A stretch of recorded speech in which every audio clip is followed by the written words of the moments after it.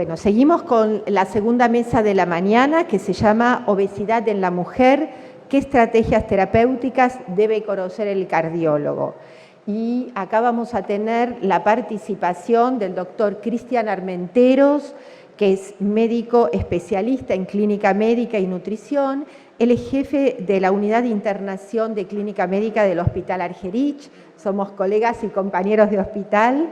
Además es miembro del Consejo de Metabolismo y Obesidad de la Sociedad Argentina de Medicina. Y él nos va a hablar de obesidad en la mujer a lo largo de la vida. Así que, Cristian, te invitamos a participar.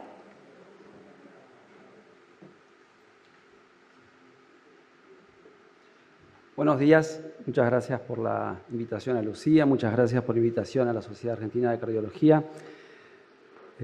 Viendo el programa, vine antes a propósito a ver qué era lo mencionado. Vamos a tratar de darle una cronología. Y yo creo que un poco de reflexión cuando hablábamos, la enfermedad cardiovascular nos sesgó durante los últimos 30 años, es lo que fuimos a buscar a tratar, y la obesidad nos arrolló durante los últimos 20 o 30 años, y la frecuencia y la prevalencia en los países desarrollados se puso abrumadora. Yo voy a hablar de obesidad, pero fundamentalmente desde el punto de vista clínico, ¿sí? Vamos a hablar una epidemiología y las características distintivas de la obesidad que la hacen única en la mujer, y eso es lo que muchos años la llevó a subestimarla. Vamos a hablar de las distintas etapas vitales que cursan en la obesidad. Vamos a hablar de aspectos claves para diferenciarla fundamentalmente fisiopatológicamente de lo que consideramos obesidad del hombre, y vamos a dar unos tips de conclusión. Las cifras en países desarrollados de obesidad se han puesto abrumadoras. Si vemos a la derecha de la pantalla, en países desarrollados podemos llegar del 50 al 60% con exceso de peso. Esto significa índice de masa corporales arriba de 25 para sobrepeso, arriba de 30 para obesidad. Típicamente, la obesidad tiene un gap de género. La mujer es más obesa en prevalencia que el hombre. Este gap de género, si lo vemos, en todos los continentes está presente. Este es el gráfico de barras de arriba, la barra sólida. Pero si lo desagregamos por ingresos económicos, vemos que abajo, en altos ingresos económicos, este gap de género desaparece. O sea que pareciera que la forma en la que estamos viviendo está enfermando distinto. No solo aumentamos la frecuencia, sino que aumentamos fenotípicamente obesidad en donde no la había. Estamos igualando hacia la enfermedad. El índice de masa corporal lo vamos a encontrar escrito en todos lados, es clásico, lo conocemos, nos sentimos cómodos manejándolo. Sin embargo, en muchas poblaciones deja afuera del diagnóstico hasta un 50% de las personas. Arriba de 30 verdaderamente parece una herramienta útil, tenemos que seguir utilizándola, pero valores entre 22 y 30 pueden subclasificar a muchos pacientes y llevar a tener altas subestimaciones de riesgo, y más en la mujer. ¿Por qué? Porque la mujer es muy distinta al hombre en composición del tejido adiposo. La mujer tiene fundamentalmente acumulación de un tejido adiposo que inicialmente, y quiero enfatizar esto, inicialmente es metabólicamente beneficioso, que es el tejido adiposo glúteo femoral a nivel subcutáneo. Este tejido adiposo, típicamente modulado por los estrógenos, tiene una alta adipogénesis, tiene una adecuada aporte tisular de oxígeno y es muy poco proinflamatorio. Y fíjense que está localizado glúteo femoral subcutáneo, algo mamario. El hombre, modulado por los andrógenos, tiene fundamentalmente cuando acumula tejido adiposo visceral, que es fisiológicamente y anatomopatológico totalmente distinto. Es fundamentalmente visceral, hipertrófico, con baja angiogénesis, muy inflamatorio y muy protrombótico. Esto nos llevó a pensar que la obesidad en la mujer era protectora. Y para plantear más las diferencias, la mujer tiene más tejido adiposo termogénico, que eso es biológico. La mujer desarrolló este tejido adiposo para poder asistir en su fecundidad y en su lactancia como reserva o buffer energético. Y este tejido adiposo, contrariamente a lo que vemos de enfermedad y obesidad, tiene alta leptina, alta adiponectina, lo cual lo hace mucho más insulinosensible a la mujer. y no tiene compromiso ectópico, que después vamos a hablar, y metabólicamente la mujer tiende a usar más los lípidos como fuente energética con preservación de la glucosa, consume menos proteínas. Por lo cual somos distintos biológicamente. Entonces nos planteamos con esta diferencia biológica con una pregunta: ¿cómo vamos a definir entonces obesidad? ¿Usamos la misma definición? El índice de masa corporal, si la queremos utilizar, yo les sugiero utilicemos 30 y la categoría de sobrepeso es un gris, no nos sirve para nada más. Es básicamente mide masa, mide peso, de lo que pesemos y pongamos arriba de la balanza. Los otros 3 índices que le voy a plantear miden distribución, que nos ayudan mucho más a encontrar esta clave diferencial en la mujer. Y si, por ejemplo, tomamos circunferencia de cintura, esto lo conocemos y lo manejamos clínicos y cardiólogos, y tomamos 80, es un buen marcador de que esa mujer, independientemente del índice de masa corporal que tiene una obesidad central. Y esta ya no va a ser la beneficiosa y la protectora. El más complejo, ¿por qué? Porque hay que tomar 2 medidas, es la relación de la cintura con la cadera. Y si esta relación da más de 0,85, esta mujer está depositando más tejido adiposo visceral que glúteo femoral. Y también, independientemente de cualquier índice de masa corporal, lo vamos a tomar como alerta. Y uno menos utilizado es la relación que existe entre la cintura y la talla, que básicamente nos dice cuán anchos somos en nuestro ecuador con respecto a nuestra talla total.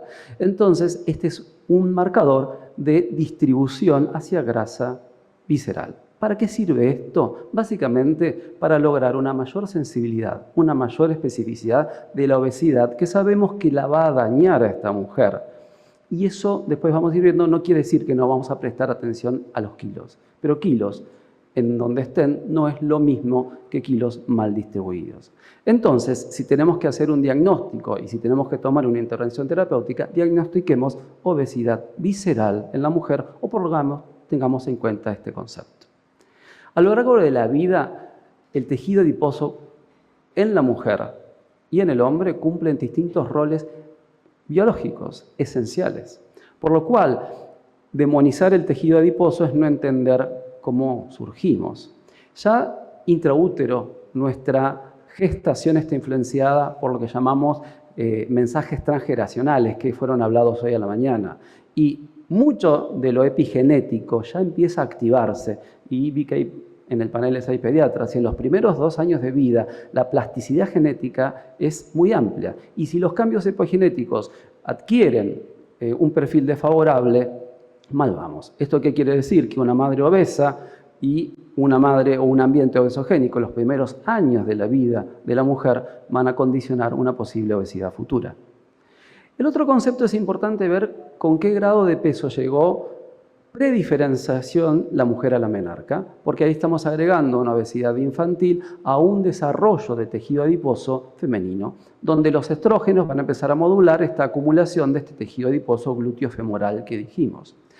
Y nos vamos a tomar un intervalo más o menos de unos 6 años hasta los 18 años para asumir que la madurez sexual del ciclo está completada. Y después lo vamos a ver por qué. Y el otros 2 hitos hormonales que tiene la mujer son todas las concepciones. Por un lado, que todo el peso ganado en el embarazo puede tener un rol fisiológico, pero recordar que a mayor peso ganado durante el embarazo está asociado a una mayor retención de peso luego de ese embarazo y esto más riesgo de obesidad futura. Y si lo multiplicamos por 2 o por 3 gestaciones, muchas veces, muchas mujeres terminan luego del ciclo reproductivo con varios kilos arriba del cual iniciaron. Y esto es un factor de riesgo de obesidad hacia adelante. Y el otro ese es el cataclísmico que aparece con la menopausia. Y esto no es envejecimiento. Como bien fue hablado, la menopausia va a hacer el cambio del tejido adiposo a la edad que se reproduzca, a la edad que se produzca, prematura u oportuna. ¿Por qué? Vamos a poner énfasis, porque la obesidad no es la acumulación de grasa. La obesidad es la enfermedad del tejido adiposo. Y el Colegio Americano de Endocrinología Clínica lo marcó bien claro. Es la enfermedad crónica por enfermedad del tejido adiposo. Y fíjense ahí abajo a la derecha, y es la enfermedad por aumento de la masa, por alteración de su distribución o por su disfuncionalidad. Y esto lo fuimos aprendiendo cada vez más.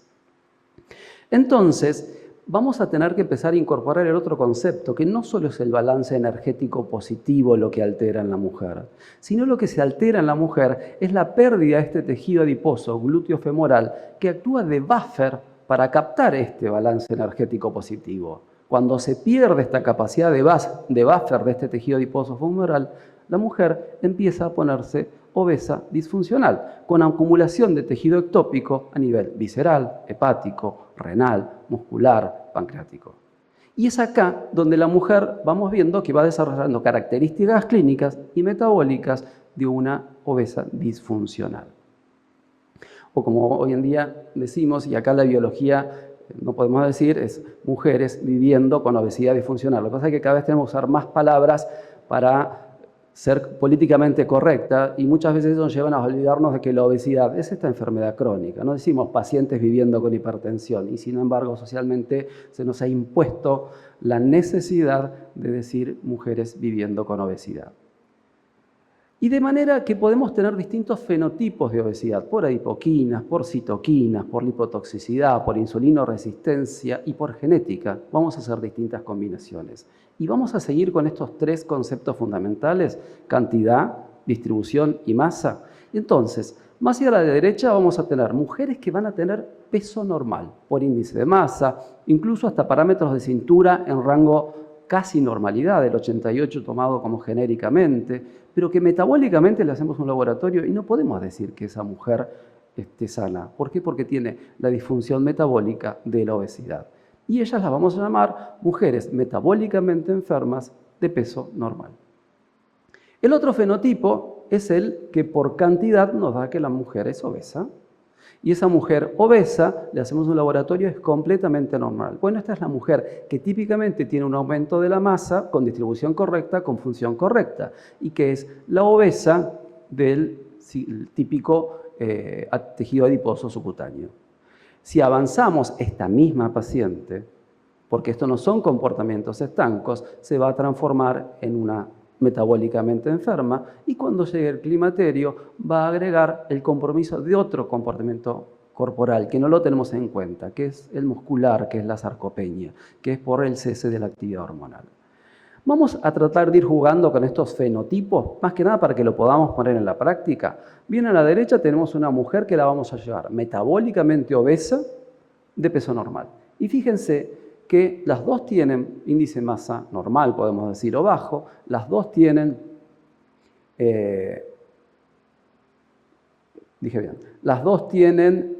igual índice de masa, pero fíjense que el porcentaje de grasa visceral es mucho más alto comparando con la mujer metabólicamente saludable y el porcentaje de grasa total está aumentado a expensas de este componente y no de glúteo femoral. Y si vemos en los datos, esta mujer tiene un montón más de cuestiones, pero fundamentalmente a igual índice de masa corporal tiene menor insulinosensibilidad y esto es lo que hizo enfermarla. Otro dato muy importante, y por qué presenté este fenotipo inicialmente, es que mes a mes la mujer tiene influencias hormonales y la obesidad sabemos que causa dos cosas en cuanto a los ciclos menstruales. A igual índice de masa corporal elevado, las mujeres tienen más irregularidades menstruales y tienen mayor prevalencia de falla ovulatoria. ¿Y por qué marco esto? Por la aparición de lo que es el síndrome de ovario poliquístico, que básicamente es una obesidad con insulinoresistencia y disfunción metabólica con un estado de hiperandrogenismo. Pero ojo, porque quizás no es la obesidad clásica en cantidad que ustedes están esperando para la alteración metabólica que la vemos. Y muchas veces la clave es detectar la alteración de los ciclos menstruales. Y muchas veces, como los ciclos menstruales empezaron a poner irregularidades peri o alrededor de los 18 años, son mujeres que vienen con consumos anticonceptivos orales desde los 18 años y no es un dato que trae al problema de la consulta cuando las recibimos en la edad adulta. Pero sí la vemos con datos y alterados de laboratorio. Y si vemos, esto es un ciclo que se retroalimenta. El índice de masa corporal arriba de 30 se asocia a síndrome de ovario poliquístico. ¿Cuánto es el riesgo relativo que aumenta? Variable según la serie donde lo tomemos, pero no tenemos duda. Y por otro lado, quien tiene un ovario poliquístico tiene más riesgo relativo de tener obesidad. Por lo cual es un fenotipo que es muy importante a tener luego de lo podemos decir, de la menarca y 6 años posteriores. Después tenemos estas dos mujeres. Las dos mujeres tienen igual estado, ambas son obesas, pero una la vamos a nombrar metabólicamente sana y otra obesa en riesgo. Y vamos a ver que, a pesar de que las dos tengan igualmente alto índice de masa corporal y alta cantidad de masa de grasa, la metabólicamente enferma tiene una alta cantidad de grasa visceral.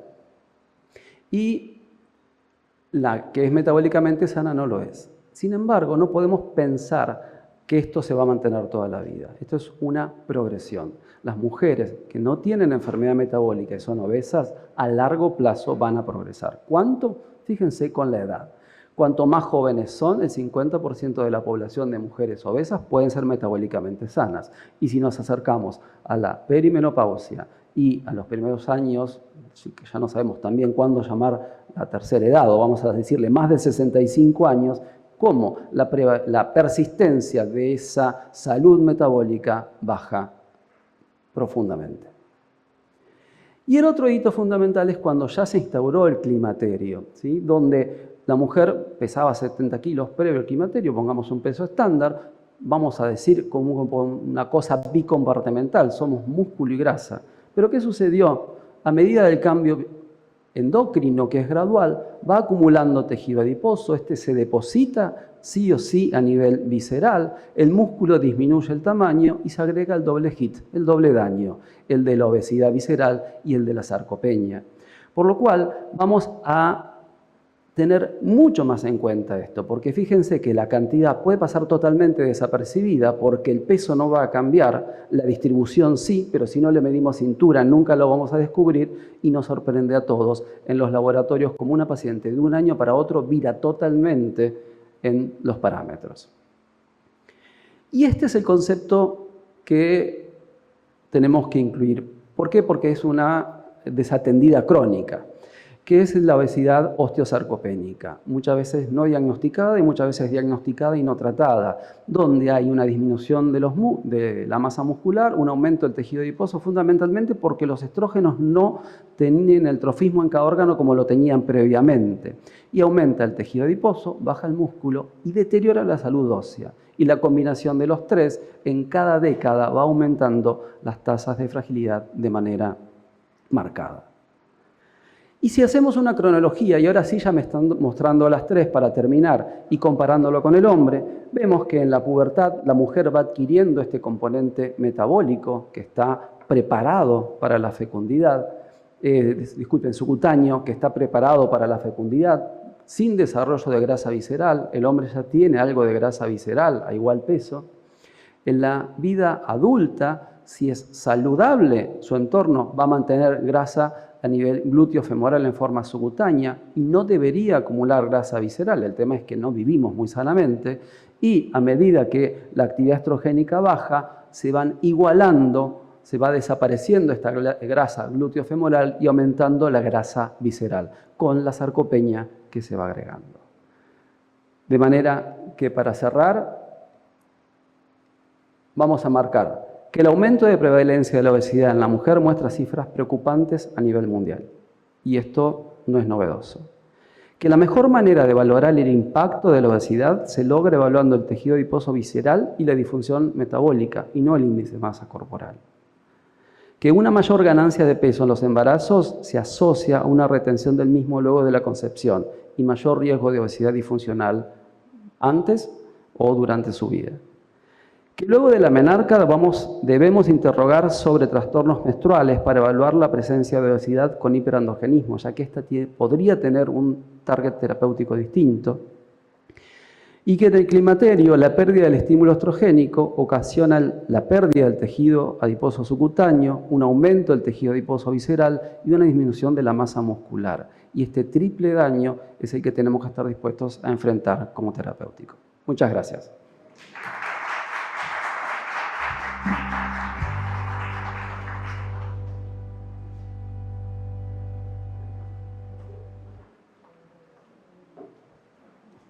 Seguimos con el programa y vamos a invitar a la doctora Alejandra Ábalos Odi.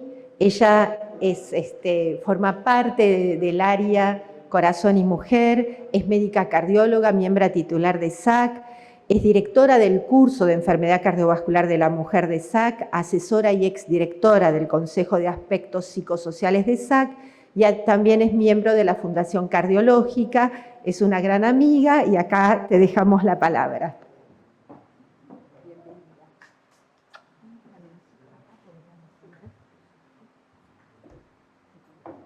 Bueno, gracias Lu, qué linda presentación. Bueno, me toca hablar a mí de algo que es difícil de mensurar, me toca hablar de las emociones. En realidad, les voy a poner el peso de las emociones en la obesidad y específicamente en la mujer. Y antes de empezar con esta presentación, sí quería marcar esto de las diferencias. Me quedé enganchada con lo que dijo el doctor Cafferata, esto de las diferencias, porque realmente hay ciertas verdades que vamos a tener que poner sobre la mesa cuando hablamos de salud y sobre todo de salud cardiovascular en la mujer. Lo cierto es que somos diferentes, no solamente porque la mujer tiene características específicas, sino también porque la mujer, por ejemplo, vive más que el hombre y este desafío ¿por qué se da? Y creo que en estas diferencias que vamos a marcar ahora lo vamos a poder establecer. Tenemos patologías y prevalencia de factores de riesgo diferentes que el hombre. Tenemos totalmente diferente prevalencia y tenemos diferentes factores de riesgo a la hora de poder evaluar el riesgo y estratificar a nuestras mujeres. ¿Qué quiero decir con esto? Que no solamente tenemos los convencionales, los que conocemos todos, sino que también vamos a hablar de los factores de riesgo no convencionales, que son los que me toca hablar a mí. Y como lo decía la doctora, dentro de estos factores ligados al sexo, que está toda la carga biológica y donde no podemos dejar de poner la historia gineco-obstétrica de nuestras mujeres a la hora de valorar el riesgo, sino que también vamos a tener los factores de riesgo ligados al género. Cuánto más difícil que es valorar eso en el consultorio porque es tan difícil de medir. Pero ahí tenemos la violencia de género, tenemos los factores psicosociales, tenemos también el nivel educativo de nuestras mujeres, tenemos ahí también la exposición ambiental. Sepan que la ruralidad, y eso son encuestas que hemos tenido incluso dentro del área, marcan un acceso a la salud fundamental. Y hay otro fenómeno que quiero ponerlo sobre la mesa antes de empezar con esto, que tiene que ver con que la edad media de la mujer, no solamente por el hipoestrogenismo, sino por el multitasking y por la carga mental del trabajo doméstico, que es un fenómeno de género y que hace que las mujeres no consulten por pérdida de tiempo, finalmente porque no lo tienen. Esta es una verdad. Esto es lo que ha sucedido en los últimos 30 años. Las mujeres aumentaron su prevalencia en un 19%, por consiguiente es un aumento del 110% más. Si avanzamos, tenemos una encuesta un poco desactualizada de factores de riesgo, pero lo cierto es que sedentarismo y sobrepeso son dos de los factores que más aumentaron en el último tiempo. Esto lo sabemos todos los que estamos acá. La enfermedad cardiovascular es la principal causa de muerte. La directora de nuestro consejo hizo una revisión de las estadísticas vitales de los últimos 20 años y la principal causa de muerte es la cardiovascular en la mujer por encima del hombre en los últimos 20 años en nuestras estadísticas vitales en Argentina. Todos conocemos cuáles son los factores de riesgo que aumentan estos, pero lo que vamos a hablar hoy es que tenemos el 61% de exceso de peso.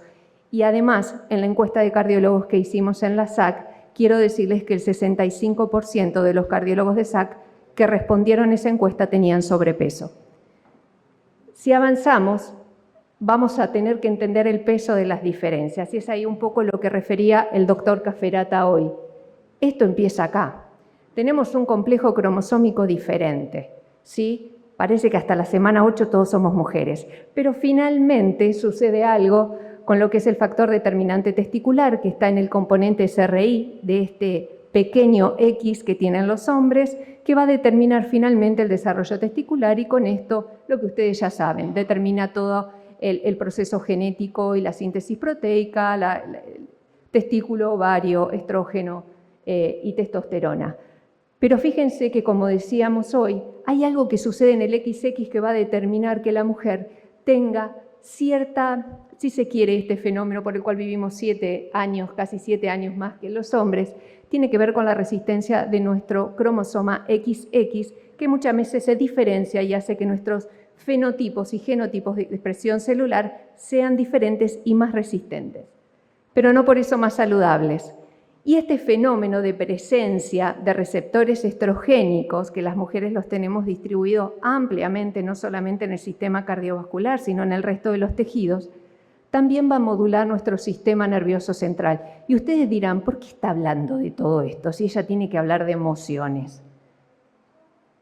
Porque esta predisposición innata biológica que tenemos las mujeres hace que tengamos estos receptores alfa y beta distribuidos con su efecto genómico y no genómico, distribuidos ampliamente en todos los tejidos, como les mencioné, pero también en el sistema nervioso central. ¿Qué va a determinar esto? Algo muy importante. Los estrógenos que están localizados, sus receptores específicamente en el área prefrontal y temporal y en el sistema límbico, va a generar en la mujer un cerebro más empático.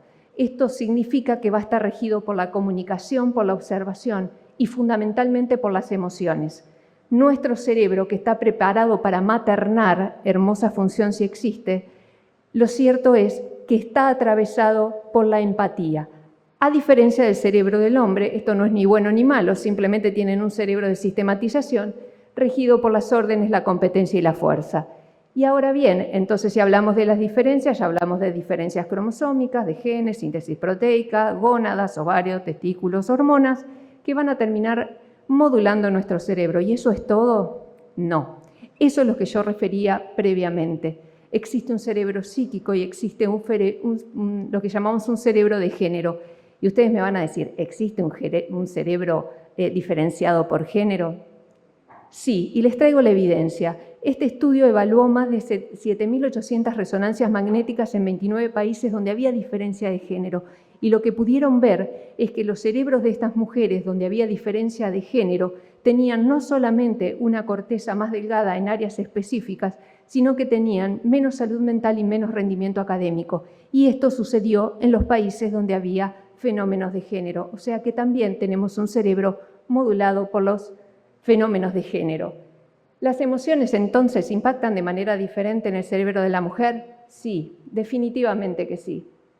Y ahora, si nosotros tenemos que meter todo esto que estoy expresando en el sistema cardiovascular y en la obesidad, tengo para decirles que cuando nosotros nos exponemos a un estresor psicosocial o psicoemocional, vamos a tener lo que todos conocemos, la inflamación crónica séptica, estrés oxidativo, activación del simpático, cambios metabólicos, pero también esto nos va a llevar a la progresión de la enfermedad cardiovascular, si es que existe, y también el desarrollo de enfermedad cardiovascular de novo. Y no menos importante esto, si estamos expuestos a un estresor psicoemocional o socioeconómico de manera crónica, se van a cortar unos pedacitos que se llaman telómeros en nuestras cadenas de ADN y vamos a vivir menos.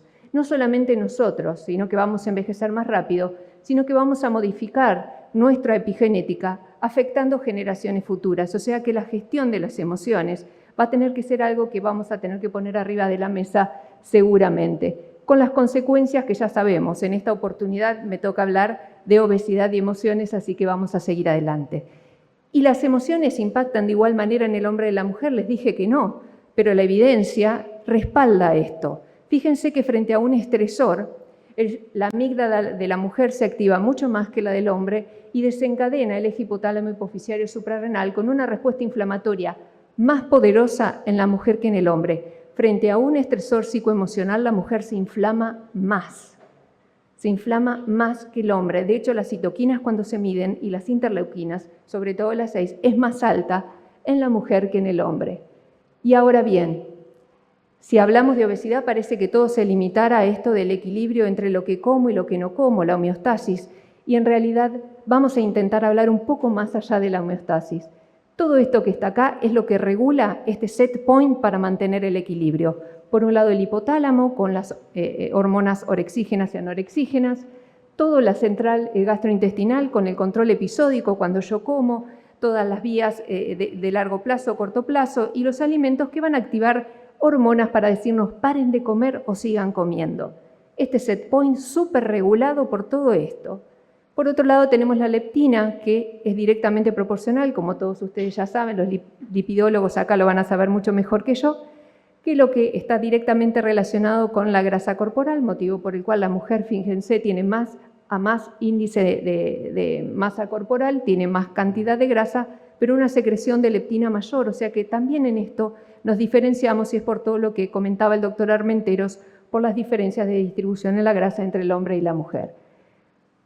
Y entonces, si el control biológico y homeostático es tan prolijo nuestro sistema, ¿qué hace que tengamos este porcentaje tremendo que les comenté al principio de exceso de peso? ¿Qué nos lleva a esto? Entonces aquí no podemos simplificar. Esto es multidimensional, no podemos evaluar una sola cosa. Finalmente, fíjense, todas las características o factores neurobiológicos, el set point, que es este equilibrio entre lo que entra y lo que sale, cuestiones genéticas que son insoslayables y que probablemente estén condicionadas en este complejo cromosómico XX que hablábamos anteriormente, pero no quiero dejar de lado que esto también forma parte de la obesidad, tanto en el hombre como en la mujer, que son los factores psicosociales con ambientes obesogénicos que van a generar y predisponer el aumento de peso, y los factores psicoemocionales. Sepan ustedes que todo factor psicoemocional va a generar conductas que van a potenciar una persona que está con sobrepeso, no solamente porque para calmar la ansiedad, para calmar la depresión, tenemos conductas nocivas, sino porque muchos de estos pacientes tienen conductas abusivas y son sedentarios. Esto potencia notablemente el aumento de peso. Y entonces voy a hablar brevemente de los 3 tipos de ingesta. Hasta aquí la ingesta homeostática, lo que todos sabemos. Ingesta emocional y hedónica. Ingesta homeostática, set point. Esto entra, esto sale para mantener el equilibrio. Parece súper simple, pero no es tanto. Y más allá de la homeostasis, tenemos que hablar del sistema de motivación y recompensa. Si no existiera esto, no hubiésemos persistido a lo largo del tiempo, porque lo cierto es que esto nos permite comer incluso cuando no tenemos hambre. Y está básicamente acentuado en estos alimentos, los carbograsos, dulces y salados, que producen en este núcleo accumbens la liberación de dopamina. Y esta recompensa frente a estos alimentos carbograsos, ya les digo, dulces o salados, es lo que me lleva o me motiva para que sistemáticamente yo busque esa liberación de dopamina. Y ese fenómeno se encuentra mucho en la ingesta emocional. Fíjense ustedes cómo este sistema de recompensa en el paciente con obesidad se va perdiendo. En la primera imagen lo que tenemos es una secreción de dopamina frente al azúcar, frente a un alimento de recompensa, donde hay una liberación de dopamina adecuada. Pero en los pacientes con obesidad y en los pacientes que tienen abuso de sustancia, esto se necesita cada vez más cantidad de sustancia y cada vez más cantidad de alimentos para que la liberación de dopamina sea adecuada. Y la ingesta emocional. Si tenemos que partir de esto, sepan que las emociones son una manera de cómo nosotros expresamos al mundo nuestro estado mental. Es decir, es una huella emocional que va a marcar nuestras conductas, nuestros hábitos y nuestras decisiones. ¿Cómo? Porque estoy triste. ¿Cómo? Porque estoy contento. ¿Cómo? Porque estoy angustiado. ¿Cómo? Porque me hace sentir bien. ¿Cómo? Para aumentar de peso. ¿Cómo? Para protegerme. ¿Cómo? Para armar una coraza. Fíjense la cantidad de motivos por los cuales uno simple y sencillamente frente a un estado mental toma una conducta. Y eso no es tan simple como voy y lo hago porque es una conducta. No. Todas las emociones tienen un sustrato neural específico, una gran cantidad de neurotransmisores y tiene que ver con conductas adaptativas. Vuelvo a lo mismo. Si yo me siento mal, voy a buscar esta liberación de dopamina para compensar y modular mi estado anímico. Y fíjense lo que sucede frente a la interacción entre el estrés o un estado emocional particular, un estresor crónico, y nuestro sistema homeostático. Se produce un aumento de la liberación de grelina, esta que nos hace comer y comer y comer, no solamente frente a la sustracción de sustancias, sino también frente al estrés. Y frente a la depresión, lo que aparece es este hambre hedónico, este hambre de recompensa, donde aparece la hiperfagia, y yo busco comer estos alimentos calóricos que son la trampa, porque finalmente estos carbograsos lo único que van a hacer es hacerme aumentar de peso. Este es un estudio que hizo la doctora Anger con Katz, donde evaluaban cuáles eran las emociones que más llevaban a la ingesta emocional, y lo que vieron eran que las emociones que más impactaban eran la ansiedad, la tristeza, el cansancio y el enojo. Fíjense que en todas la mujer está por encima que el hombre. Y esto tiene que ver con lo que les nombraba al principio sobre las diferencias entre el hombre y la mujer. Nuevamente el estrés, lo que produce, como les decía, activación de la amígdala, eje hipotálamo hipofisiario suprarrenal, activación simpática, NPI. ¿Cuál es el fenómeno que se genera? La adipogénesis. Al principio este adipocito es un adipocito con características normales, lo que se llama hipertrofia, aparece este tejido nuevo, la adipogénesis, pero a medida que esto va aumentando, este adipocito va cambiando su conformación y se hipertrofia, aumenta de tamaño y ya no es reconocido por nuestro sistema inmunológico. Aparece la angiogénesis, vienen los macrófagos, inflamación crónica, como ustedes saben, la obesidad es una enfermedad de inflamación crónica, y los macrófagos terminan atacando esto y apareciendo posteriormente de la hipertrofia y de la hiperplasia el depósito de tejido ectópico, que es lo que todos ustedes conocen hasta aquí. Si tenemos que evaluar, les traigo ciertos estudios que evaluaron, estos son estudios actuales, no solamente la relación cintura y altura con los estados de puntuación de depresión y de bienestar. Les marco el modelo 3 porque fundamentalmente es el modelo donde estuvieron ajustados por todos los factores de riesgo, por edad y demás, donde se pudo ver que a medida que teníamos mayor cantidad de adiposidad, la depresión de estas mujeres era mayor. O sea que puntualmente la obesidad está vinculada y relacionada con trastornos de la salud mental y que el aumento de adiposidad se asociaba en general a peor estado de bienestar y de salud mental. Y dan como recomendación que si vamos a tratar la salud mental no nos olvidemos de las medidas para controlar el peso de estas pacientes. Este estudio es interesante porque marca cómo la obesidad pone en estado en riesgo no solamente la salud cardiometabólica, sino también el estado de salud mental de nuestros pacientes. Les marco solamente las líneas punteadas porque es los pacientes que tenían obesidad y fíjense la brecha de género que se abre entre los hombres y las mujeres en distintos estados de salud mental, esquizofrenia, depresión, ansiedad, trastornos somatomorfos. Todos estos en los pacientes con obesidad son peor, pero son peor en las mujeres. O sea que la carga cardiometabólica y el estado de salud mental es peor en las mujeres que tienen sobrepeso. Como ustedes saben, estas son las medidas que se publicaron hace poco con respecto a cómo controlar y habla de este porcentaje tan maravilloso que se corrige con actividad física y con una dieta restrictiva. Y la verdad que yo siento que se queda corto. En estas 5A, que son los acrónimos, que significa evaluar, aconsejar, acompañar y asistir a mi paciente con sobrepeso, creo que se olvidaron de la gestión de las emociones. Y para nosotros como médicos o como médicos cardiólogos tenemos que poner en valor lo que tiene que ver con el control de la gestión de emociones, no solamente validando lo que son las terapias cognitivas conductuales, las terapias interpersonales. Si nosotros como médicos no las indicamos, el paciente no las va a ir a buscar y créanme que son una herramienta válida para el control de ansiedad, de estrés, para el control de muchas de estas patologías psicoemocionales o de salud mental. Y si no, ponerlas sobre la mesa para derivarlos a un servicio de salud mental. Pero si no las buscamos, no las vamos a detectar nunca y tienen impacto sobre la salud cardiometabólica de nuestros pacientes. Y finalmente, las terapias contemplativas. Usen la que quieran. Cualquiera de las terapias contemplativas que permita calmar la mente son válidas. Mindfulness, yoga, meditación, lo que quieran. Las intervenciones no farmacológicas son accesibles, practicables, contribuyen a la reducción de riesgo cardiovascular y al bienestar de nuestros pacientes. Nosotros como cardiólogos tenemos que conocerlas, si no, no las vamos a recomendar nunca. Y finalmente, como conclusiones, les dejo que la obesidad, al igual que la enfermedad cardiovascular, es multidimensional, por lo que requiere considerar todos los factores de riesgo que mencionamos al principio. Si no, vamos a siempre tener un déficit en la evaluación de riesgo cardiovascular de nuestros pacientes y nos va a costar alcanzar los objetivos sobre esos factores de riesgo tradicionales, si no contemplamos todas las variables, incluso las no convencionales, y que la evidencia nos muestra que tanto los determinantes psicosociales y los socioeconómicos van a impactar en la obesidad y en la salud cardiovascular de nuestras pacientes y sobre todo en la mujer. Así que creo que estas charlas sirven para esto, para poner sobre la mesa también las emociones. Muchas gracias.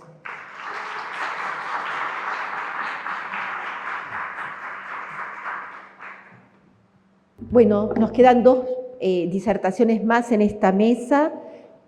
Ahora la que continúa va a ser en forma virtual a cargo de la doctora Marianela Ackerman. Ella es médica nutricionista y diabetóloga, directora del Centro 100, docente de la Universidad Nacional del Noroeste y de la Universidad Favaloro. Ella nos va a hablar de estrategias de abordaje en la consulta médica, obesidad, una cuestión de voluntad, y a continuación de la doctora Marianela vamos a tener al doctor Martín Lobo, que nos va a hablar del tratamiento farmacológico de la obesidad en la mujer. Y él es jefe del Departamento de Enfermedades Cardiovasculares y Cardiometabolismo del Hospital Militar de Campo de Mayo, miembro titular SAC, también es fellow de la Sociedad Europea y de la Sociedad Americana de Cardiología, y es exdirector del Consejo de Epidemiología y Prevención Cardiovascular de la SAC y miembro de la Sociedad de Lípidos. Hola a todos. Hola a todos. Un placer poder estar aquí, un placer ver a cardiólogos interesados en la obesidad, a cardiólogos que están involucrándose activamente en esta patología que, como sabemos, es un problema mundial, pero que ya salió del consultorio del especialista en obesidad, en nutrición o metabolismo, y creo que es una especialidad que nos involucra a todos, porque, como sabemos, 7 de cada 10 personas que veamos todos los médicos en nuestros consultorios van a tener sobrepeso u obesidad en la Argentina. Sabemos que esto está creciendo. Por un lado, reconocer que es una enfermedad subdiagnosticada y subtratada. De cada 100 personas, 100% de personas que viven con obesidad, menos del 30% de estas personas recibe el diagnóstico. Menos del 20% de las que reciben el diagnóstico tienen un abordaje basado en la evidencia. Y fíjense lo bajo de la utilización de estrategias con probada efectividad, como la medicación y la cirugía. Sabemos que todas las enfermedades crónicas requieren un tratamiento crónico. Ahora, ¿tratamos a la obesidad como tratamos a otras enfermedades? Como tratamos a la dislipemia, como tratamos a la hipertensión, como tratamos a la diabetes. Pues la evidencia muestra que no, porque fíjense, en este slide podemos ver que del 46% de adultos que tendrían un criterio para indicar fármacos antiobesidad, solo el 2% lo recibe. Sin embargo, en pacientes con diabetes tipo 2, el 86% recibe medicación para la diabetes, con lo cual tenemos mucho todavía para hacer en este campo. Y recordar que cuando hablamos de por qué la obesidad no es una enfermedad de la voluntad, o no se trata de falta de voluntad, esta interacción biológica con hasta un 70% de carga genética, pero con un gran componente ambiental, nos lleva a establecer un set point corporal positivo. Es decir, que esta interacción favorece a un balance calórico positivo. Entonces, ¿qué pasa cuando nosotros tenemos un paciente en el consultorio, le explicamos que es una enfermedad, que tiene más de 240 comorbilidades, que reduce la expectativa de vida, que baja la calidad de vida? Bueno, le damos un plan alimentario, el paciente hace restricción calórica y automáticamente comienza, fíjense en las líneas, a baja la ingesta, pero al mismo tiempo baja el gasto energético y al mismo tiempo aumenta el deseo de comer por estas causas metabólicas, hormonales que pueden ver a la derecha, con aumento de grelina, con descenso de péptidos saciógenos, con baja masa muscular que reduce el gasto energético, por lo cual podemos decir que la obesidad protege a la obesidad en términos de respuesta a los cambios en la ingesta y gastos de energía. No se trata de que el paciente no comprendió lo que le explicamos, no se trata de que no se lo explicamos de manera adecuada, se trata de una enfermedad biológica en la cual justamente hay una tendencia a la recuperación del peso, cualquiera sea la intervención que utilicemos. Y para hacer un breve repaso de la regulación de la ingesta, vamos a hablar primero de la regulación hipotalámica de la ingesta, donde sabemos que el núcleo arcuato, altamente vascularizado, tenemos dos grupos de neuronas, las neuronas orexígenas, donde impacta la señal de hambre, grelina, regulados por neuropéptido Y y péptido AGRP, la vía saciógena, donde tenemos la vía de Pomp y Cart, que están reguladas por GLP-1, oxintomodulina, péptido Y liberados en el intestino que impactan en el núcleo arcuato, y las señales de adiposidad, como sabemos, también tienen un efecto anorexígeno. Interactuando con neuronas del segundo orden, si prevalece la vía saciógena, vamos a tener alfa-melanocito estimulante que deriva de la propia melanocortina, actuando sobre los receptores melanocortina en neuronas del segundo orden y promoviendo de esa forma saciedad. Los links que tiene esta regulación hipotalámica con el hipotálamo lateral, el núcleo de tracto solitario, la vía del vago, y por lo tanto vamos a tener, de acuerdo a cuál sea la vía predominante, si predomina la vía de la saciedad, disminución de la ingesta y por lo tanto diferente si predomina la vía orexígena. Ahora, la función del cerebro no se limita solo a la alimentación homeostática, donde decimos, bueno, de acuerdo a las señales que tengamos de glucosa en sangre, lípidos en sangre, disponibilidad energética, vamos a tener o no aumento del apetito, sino que tenemos también la vía hedónica. Y la vía hedónica, la ingesta va más allá de las necesidades energéticas que tenga esa persona. Tenemos, por un lado, la dopamina, que controla el wanting, la motivación, el impulso para comer, y los opioides y cannabinoides que controlan el liking, el placer asociado con la comida. Y por supuesto la función ejecutiva lo que decide qué vamos a hacer, si vamos a comer, si ahora, si cuánta cantidad. Entonces, ¿qué sucede? Cuando nosotros le damos una intervención conductal a un paciente, le damos un plan de alimentación, le damos por escrito, usted debe comer esto no lo debe comer, esto sí conviene, esto no, solo estamos empoderando a la función ejecutiva, a los comportamientos en el control de la ingesta, haciendo de cuenta que el paciente no tiene emociones y que no tiene homeostasis. Es decir, estamos hablando solamente de actuar sobre un aspecto de la ingesta, de los 3 grandes aspectos involucrados en el control de la ingesta. Entonces podemos decir que tenemos por un lado la regulación homeostática de la ingesta, que va a tender a mantener un set point de peso con péptidos que regulan el hambre y la saciedad, pero al mismo tiempo tenemos que los circuitos neuronales fomentan comportamientos de supervivencia, por ejemplo, comer, a través de la recompensa, es decir, por ejemplo, a través de la sensación de placer. Por eso es tan difícil que nuestros pacientes, pongo entre comillas, nos hagan caso, porque no se trata de no comprender, se trata de que esta regulación hedónica impulsa a un consumo de alimentos más allá de la homeostasis, incluso con señales de saciedad. Y recién lo mostraba Alejandra, simplemente para recordar que estas personas con obesidad además tienen menor densidad de receptores de dopamina. Entonces, el cerebro responde como si estuviera deprivado. Necesitan más cantidad, más volumen para experimentar el mismo placer que tiene una persona normopeso con esa cantidad. Y fíjense cómo están activados estos centros de hambre y recompensa y tienen una mayor respuesta cerebral. Esto se ve con estudios por neuroimagen, donde se ve una mayor respuesta cerebral a fotos de alimentos en regiones relacionadas con ingesta y recompensa versus individuos control.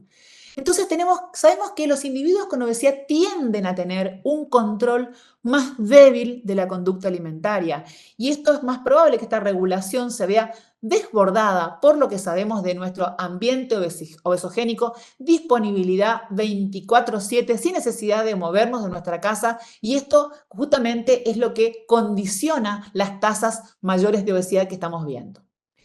Y por lo contrario, fíjense cómo en individuos que tienen un peso saludable, tienen una mayor activación de la corteza prefrontal. La corteza que pone el freno, la que nos dice ahora no, la que nos dice basta. Esto comparativamente con individuos con obesidad. Y esta hiperrespuesta que decimos a la cual tienden las personas con obesidad está disparada por los procesos de autorregulación débiles. Entonces tenemos que tienden a la hiperrespuesta, tienden a un pobre autocontrol. Y en algunas ocasiones se ve un desorden en la conectividad entre la corteza prefrontal, la que tiene que poner el freno, y el sistema límbico, por lo cual tengamos en cuenta la disponibilidad es la medida del consumo, la importancia de que nuestros pacientes tengan en sus hogares menos cantidades, regulación de las porciones, todo comienza, recordemos que la comida entra por los sentidos y que la disponibilidad es la medida del consumo. Entonces, el tratamiento no comienza en la mesa, comienza en el supermercado, comienza regulando las cantidades que se compran, las cantidades que se preparan y luego las cantidades que se sirven. Por eso decimos que los tratamientos exitosos en el descenso de peso van a aumentar la saciedad y reducir el hambre y no simplemente darle una lista de indicaciones de lo que puede, de lo que no puede, de lo que debe y de lo que no debe, que nuestros pacientes les puedo asegurar que tienen un montón de información, no hace falta que nosotros hagamos tanto hincapié en qué deben, en qué no deben, sino es importante que evaluemos, como vamos a ver enseguida, aspectos relacionados a esa persona en particular que tenemos delante. Y cuando hablamos de tratamientos exitosos decimos que además de pensar en el tratamiento nutricional, cambio del estilo de vida, también tenemos que pensar en estrategias como la farmacoterapia, los dispositivos o la cirugía bariátrica. Cuando estamos frente a un paciente con obesidad, tenemos que preguntarnos, ¿por qué este paciente tiene obesidad?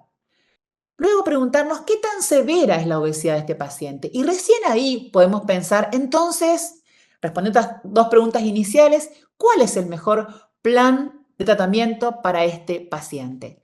Y para pensar en por qué este paciente tiene obesidad, podemos dividir en los tres grandes grupos. Por supuesto que son muchas causas, pero para simplificar podemos hablar de factores metabólicos, un paciente que a lo mejor es añoso, tiene un metabolismo más lento, una carga genética muy importante, tiene un paciente que tiene sarcopenia porque tiene sedentarismo, medicación que puede estar influyendo en el peso.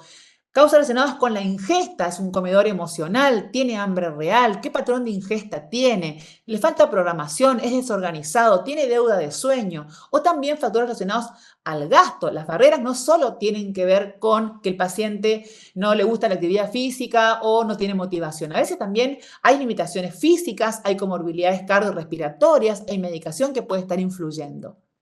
Cuando hablamos de qué tan grave es la obesidad, podemos hablar, hay muchas maneras de graficarlo, podemos hablar de Edmonton, donde podemos estadificar. La mayor parte de pacientes que en general vemos en la consulta que asisten al consultorio suelen estar en el estadio 2, cuando en general ya vienen con alguna enfermedad crónica relacionada, porque suelen consultar más por la hipertensión, por la diabetes, por la apnea del sueño, por la osteoartritis, porque está limitando ya su vida diaria o su bienestar. Pero podemos estadificarlo porque de esta forma podemos hablar que depende de qué tan grave es la obesidad, no solo con respecto al índice de masa corporal, podemos así planificar mejor el tratamiento.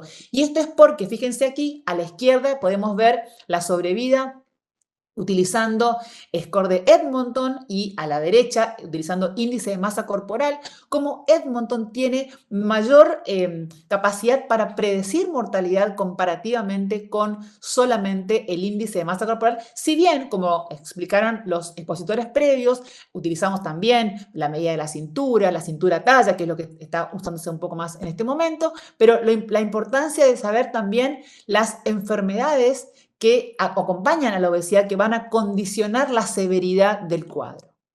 Entonces, a partir de ahí podemos decir cuál es el mejor plan de tratamiento para este paciente. Y recordar que hoy contamos con múltiples tratamientos efectivos y seguros.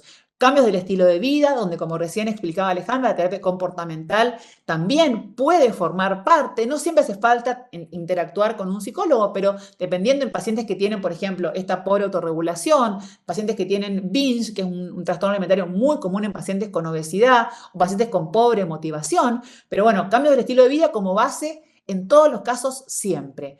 Pero pensar en farmacoterapia o pensar en dispositivos no quirúrgicos o pensar en cirugía bariátrica no debería ser el último escalón. Es decir, debemos pensar en forma global porque quizás pacientes que vienen con múltiples fracasos, pacientes que vienen con cuadros más severos, con un impacto de la obesidad en la salud y calidad de vida de esa persona más importante, quizás salen de ese consultorio con una lista de cosas que es la misma lista que recibieron en los 100 consultorios que fueron previamente, y ese paciente no vuelve. Y el paciente comenzó el tratamiento, si el paciente regresó a la consulta, si tuvimos una excelente para nosotros primer consulta y ese paciente no volvió, quiere decir que o no escuchamos la demanda del paciente, o no supimos interpretarla, o tenemos un librito y a todos le damos lo mismo, que es lo que hoy tratamos de evitar. Personalizar el tratamiento. Y tener en cuenta que la respuesta a los tratamientos de la obesidad es distinta y va a ser diferente con todas las modalidades de tratamiento, es decir, con cambios del estilo de vida, con intervenciones endoscópicas, dispositivos, diferentes fármacos, cirugía. Con todas las modalidades podemos tener distinta respuesta y podemos tener incluso una respuesta subclínica, con lo cual recordemos que la eficacia de las intervenciones para la pérdida de peso es escalonada y va aumentando a medida que tenemos mayores mecanismos de acción.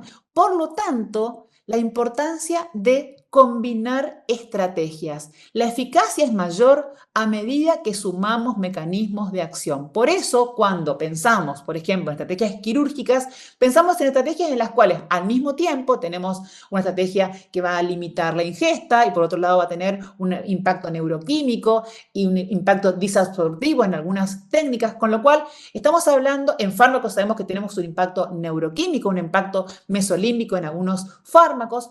Pensar en combinar estrategias y no quedarnos con una sola indicación.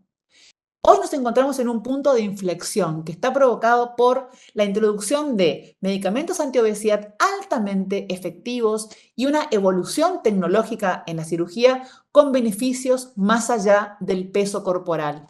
Ahora, pensemos que somos nosotros los que tenemos que informar a los pacientes y utilizarlo mejor, porque lo que vemos que está pasando es que solo el 2% de los pacientes elegibles para un fármaco los reciben y solo el 1% de los pacientes elegibles para una cirugía bariátrica los reciben. ¿Por qué? Porque se sigue pensando que es una falta de voluntad y se sigue pensando que hay que darle un papel donde tiene que el paciente intentar cumplir lo que se supone que debe hacer. Entonces, recordemos para terminar que la obesidad resulta de factores genéticos, ambientales, que interfieren con la acción del cerebro y las redes periféricas involucradas en la regulación del equilibrio energético, que los controles del consumo y gasto de energía están basados en mecanismos no solo homeostáticos, también hedónicos, integrando a nivel central las señales de balance energético, que la respuesta neural al estímulo alimentario es fuertemente dependiente no solo de factores internos, sino también externos y ambientales. Recordar el circuito mesolímbico de la dopamina, de sistemas opioides, melanocortina, que son claves en la homeostasis energética. Y lo que pasa como cuando decía que la obesidad protege a la obesidad. La respuesta hormonal a la deprivación calórica estimula a la restauración del peso perdido. Eso hace que sea un desafío el tratamiento y eso hace a que pensemos en estrategias más efectivas para lograr mejores resultados. Muchas gracias por la atención. Hola, buenos días. Gracias a todos por concurrir. Un día hermoso para hacer un poquito de ciencia, gracias al comité científico, el comité organizador, el área Corazón y Mujer de la Sociedad Argentina de Cardiología y el presidente del Distrito Este de la Sociedad por esta invitación. La verdad felicito a todos los expositores, los de la mesa anterior y esta, porque son temas realmente importantes para tratar y siempre uno se lleva conceptos que por ahí de otra forma no se los puede llevar. En este ratito voy a intentar de comprimir lo máximo posible, ya expositores anteriores me allanan mucho el camino en algunas explicaciones que incluso no es exactamente lo mío, pero cuando nosotros vemos la obesidad, ya sabemos que hace varias décadas, tanto la obesidad como la diabetes son las dos grandes pandemias que vienen evolucionando a pasos agigantados. Y cuando vemos estos datos del Observatorio Mundial de Obesidad del 2024, vemos que las mujeres tienen un 34.9% de prevalencia de obesidad comparadas con los hombres que tienen alrededor del 32%. Y los datos que ya señalaron antes de la Encuesta Nacional de Factores de Riesgo del 2018, los valores eran mucho más bajos Y había habido, desde la primera encuesta de riesgo, de factores de riesgo hasta el momento, un aumento significativo del 66% de sobrepeso y obesidad en toda la población.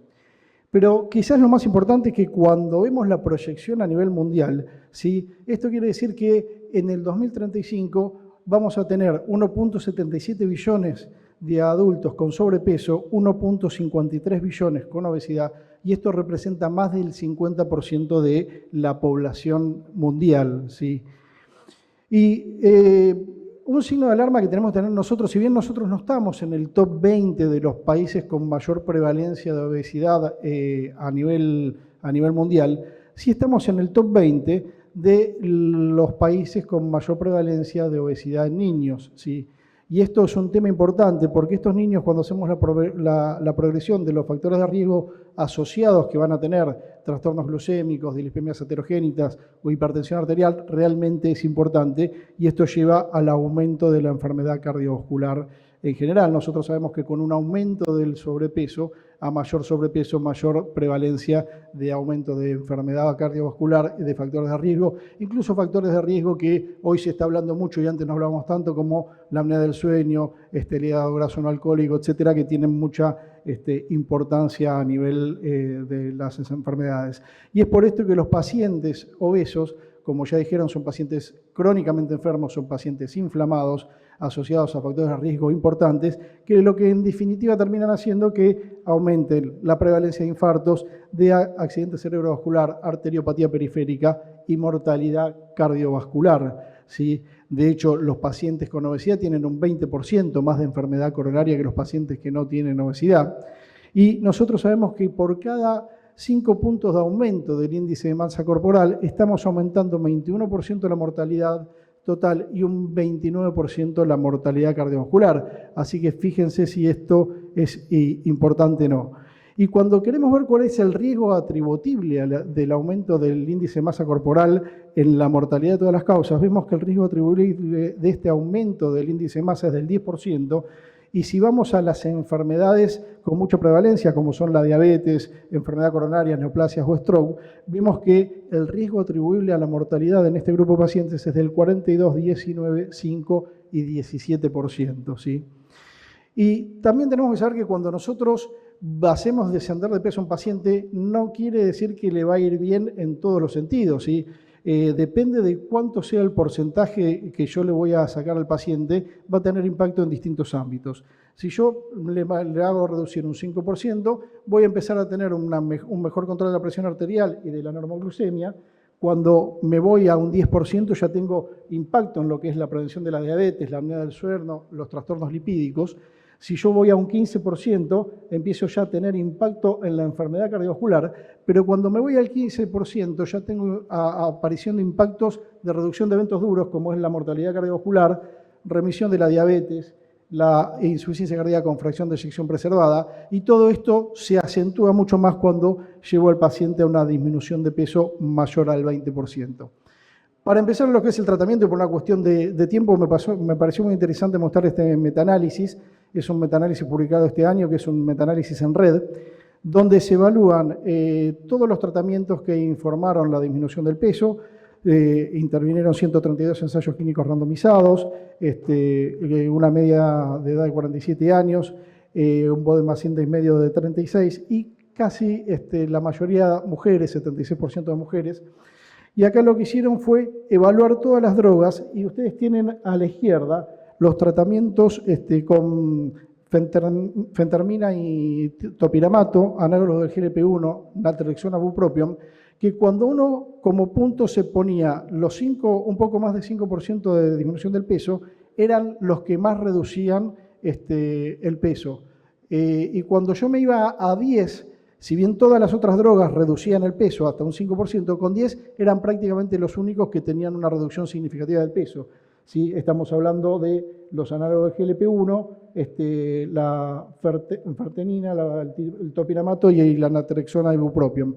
Y abajo tenemos el análisis por subgrupos, abajo de todo, no sé por qué se ve tan borrosa la imagen, pero de los GLP-1 que se probaron semaglutide, liraglutide y exenatide, y si bien todos tuvieron mayor disminución de peso del 10%, el semaglutide fue el que mayor contundencia tuvo en la disminución de peso en este grupo. Del lado naranja se ven los efectos adversos. Obviamente, en estos fármacos los efectos adversos son frecuentes, sobre todo los gastrointestinales, y en los fármacos que actúan a nivel central, los antidepresivos, los anorexígenos, los anticonvulsivantes, también hay efectos de otro tipo a nivel central, ¿sí? Pero, nuevamente, como estamos sesgados, soy la oveja negra de la mesa, yo soy cardiólogo, vamos a arrancar en realidad con drogas que podrían tener un beneficio desde el punto de vista cardiovascular. Ya los análogos del GLP-1 los conocen todos, son drogas que demostraron disminuir eventos en los pacientes diabéticos y quizás parte de su mecanismo tenga que ver con todo esto porque actúan en nivel de la presión arterial, actúan bajando la inflamación, normalizando la glucemia, disminuyendo el peso y controlando algunos factores lipídicos, ¿sí? Y esto lo hacen a través de dosis supramáximas. Y si yo tengo una incretina en una dosis fisiológica, lo que voy a lograr, que es lo que pasa con los inhibidores de PP4 en la diabetes, es controlar la glucosa. Pero cuando yo aumento en forma farmacológica la dosis, ya empiezan a aparecer efectos como el vaciamiento gástrico, disminución de peso y la protección cardiovascular. El estudio SELECT en obesidad y prediabetes fue uno de los estudios que marcó el uso del liraglutide para la disminución del peso. Es un estudio, un ensayo clínico randomizado multicéntrico con más de 27 países, donde se incorporaron pacientes mayores de edad estables con un índice de masa corporal de sobrepeso sumado a algún factor de comorbilidad como hipertensión, dislipemia, y obesidad con mayor de 30. Se hicieron dos ramas, los pacientes no tenían diabetes, pero había un grupo que tenía prediabetes y otro grupo que era normoglucémico total, y se aleatorizaron 3 miligramos de liraglutide versus placebo en los dos grupos. Obviamente fue escalonada hasta llegar a 3 miligramos, 1.2, 1.8, 2.4 y 3 miligramos, y acá lo que se evaluaba era principalmente la disminución del peso, si había una disminución de peso de más del 5% o más del 10% en este grupo. Y cuando vemos qué pasa en el grupo de los pacientes con normoglucemia, fíjense que la curva de abajo, que es la del liraglutide, bajó en forma muy significativa, pero cuando comparamos qué pasa con los pacientes con prediabetes, la curva fue prácticamente igual. O sea, esta disminución del peso se logra independientemente de que el paciente pueda tener algún trastorno de los hidratos de carbono o no. Y si vamos a las distintas categorías, tenemos un radio casi de 5 en todas las categorías, quiere decir que tengo 5 veces más chance con el grupo de liraglutide de producir un descenso mayor al 5%, 4.3 veces del 10% y 4.9 veces del 15% en el grupo de liraglutide. Después apareció el programa STEP. El programa STEP es el programa del efecto de la semaglutide en los pacientes con obesidad. ¿Sí? Prácticamente todos estos estudios fueron en pacientes y diabetes, salvo dos, el STEP 2 y el STEP 4, y uno solo comparó con la sema con el liraglutide. Y cuando vemos los resultados en forma global, vemos que prácticamente una reducción de peso significativo del 15% aproximadamente en casi todos los estudios. Y hasta acá hablamos de fármacos que están, no la semaglutida, pero hay análogos de GLP-1 que están aprobados acá en Argentina para el tratamiento de la obesidad, pero hay fármacos que van a venir, ¿sí? Probablemente venga alrededor de 2 años, hay otros que un poquito más. Esto es un análogo dual, sí, quiere decir que es un análogo tanto GLP-1 como GIP, que es el tirzepatide. Este es un estudio en fase 3, donde involucraron 4 países, dentro de los cuales intervino Argentina. Y lo que se hizo fue tratar a todos los pacientes incorporados con dosis máxima tolerada de tirzepatide, 10 a 15 miligramos, hasta la semana 36. Se evaluó el descenso de peso y después se hizo una aleatorización para placebo versus tirzepatide. Es decir, había pacientes que iban a seguir con tirzepatide hasta la semana 88 y otros que iban a seguir con placebo y dejaban de tomar la droga. ¿Sí? Los criterios de inclusión, mayores de 18 años, nuevamente obesidad o sobrepeso con factores de comorbilidad asociadas, dislipemia, hipertensión arterial, enfermedad cardiovascular o apnea del sueño. Y cuando vemos los resultados, Vemos que a las 32 semanas, los que están recibiendo todos tirzepatide, hubo una disminución aproximadamente del peso del 20-21%. Después, los que continuaron hasta la semana 88 siguieron bajando de peso, sumaron un 6% más de pérdida de peso, pero los que entraron a la rama placebo aumentaron alrededor de un 14% más el peso. ¿Sí? Por lo tanto, la reducción total desde inicio fue del 26%, pero acá marcaron que cuando uno deja de tomar la droga, el paciente vuelve a tomar. Por el otro lado tenemos los agonistas triples y el retratotide, ya está recién ahora pasó a fase 3, así que ya no son 2 años, estamos hablando de 4 o 5 años para tenerlo. Es un análogo triple, significa que es GLP-1, GIP y glucagon. Y este estudio en fase 2, que es del que tenemos los resultados, se diseñó para ver eficacia en cuanto a término de peso con distintas dosis, 1, 4, 8 y 12 miligramos. Y como se puede ver en las gráficas, en todas las categorías de aumento de pérdida de peso, mayor de 5, 10, 15, 20, 25 y 30, las dosis de 8 y 12 miligramos fueron eficaces para reducir el peso. Y en realidad el peso lo redujeron alrededor de un 24%, como marca el gráfico de arriba, pero fue en 48 semanas, no en 88 como fue el de tirzepatide. Y por la curva probablemente pueda tener mayor impacto si uno lo sigue tomando. Pero ahora estábamos hablando de lo que son los eventos cardiovasculares y el sesgo de esta charla, y cuando uno elige una medicación, intenta que aparte de bajar un parámetro, yo le pueda cambiar el pronóstico del paciente, porque si no estoy haciendo algo cosmético, ¿sí? Este es el estudio SELECT que se presentó el año pasado. El estudio SELECT es un estudio multicéntrico con más de 17.000 pacientes, todos en prevención secundaria, todos con enfermedad cardiovascular, mayores de 45 años con un índice masa de 27 o más, para determinar un MACE clásico de 3 puntos, ¿sí? Cuando nosotros vemos los resultados, vemos que hubo una reducción significativa del MACE del 20%, reducción en la muerte de todas las causas, reducción en la insuficiencia cardíaca, sin efecto a nivel de la mortalidad cardiovascular, ¿sí?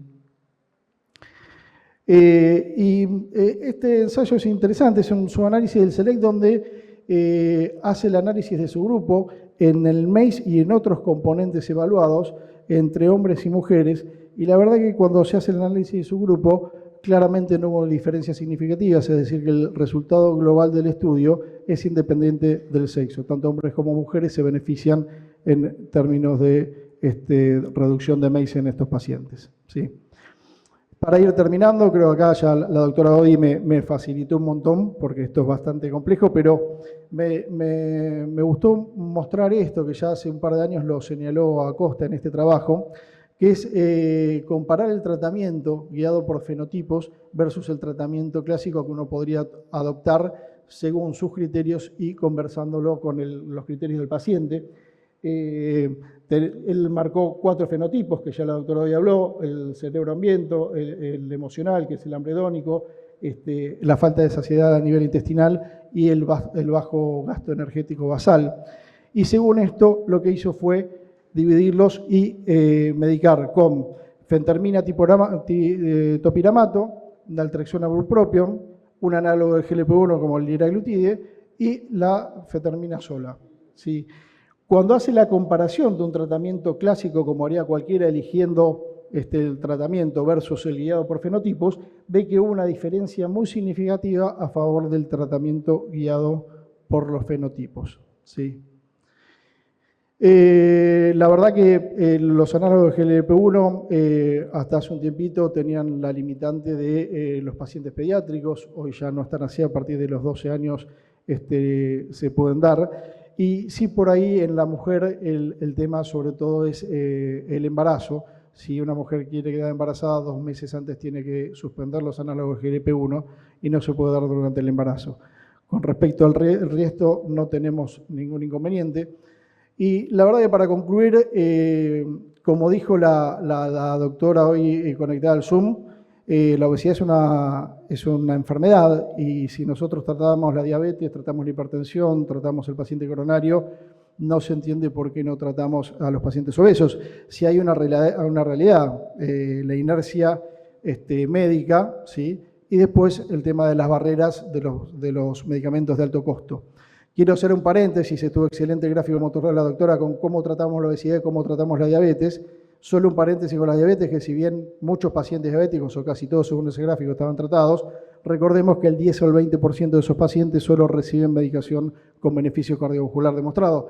Por lo tanto, no es solo tratar al paciente, sino con qué lo tratamos, con la calidad de medicamentos que lo tratamos y en lo posible, dentro de lo que podamos, elegir drogas que tengan impacto en la enfermedad cardiovascular. Tenemos muchas drogas, como dijo la doctora, con demostrada eficacia y seguridad, los análogos GLP-1, y otras con un perfil por ahí no tan seguro, que requieren mayor control, pero muy eficaces en términos de reducción de peso.